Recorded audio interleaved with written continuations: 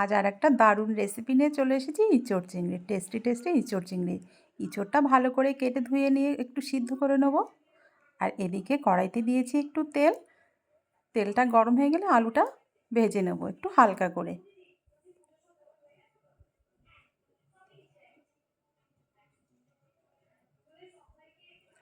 আর সেই তেলেই আমি চিংড়ি মাছগুলো ভাজা করে নেব একটু নুন আর একটু হলুদ দিয়ে।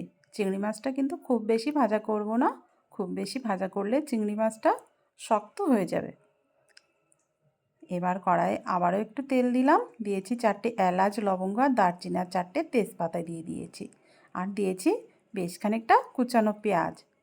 পেঁয়াজটা একটু এপিট ওপিট করে নিয়েছি, একটু লাল লাল হয়ে এলে দিয়ে দেবো স্বাদ মতো নুন, আর দিয়েছি আদা বাটা, রসুন বাটা আর লঙ্কা বাটা। এবার মশলাটা একটু কষিয়ে নেব।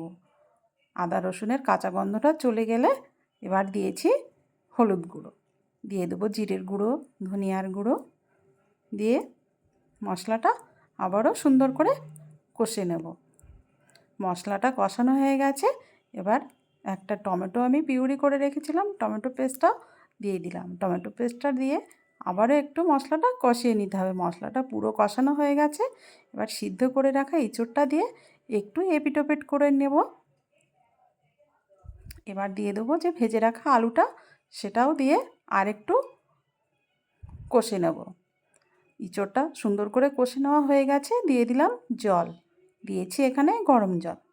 তরকারিতে গরম জল দিলে তরকারির টেস্টটা কিন্তু অন্যরকম হয়। ঝোলটা ফুটে এলে ভেজে রাখা চিংড়ি মাছগুলোও দিয়ে দিলাম।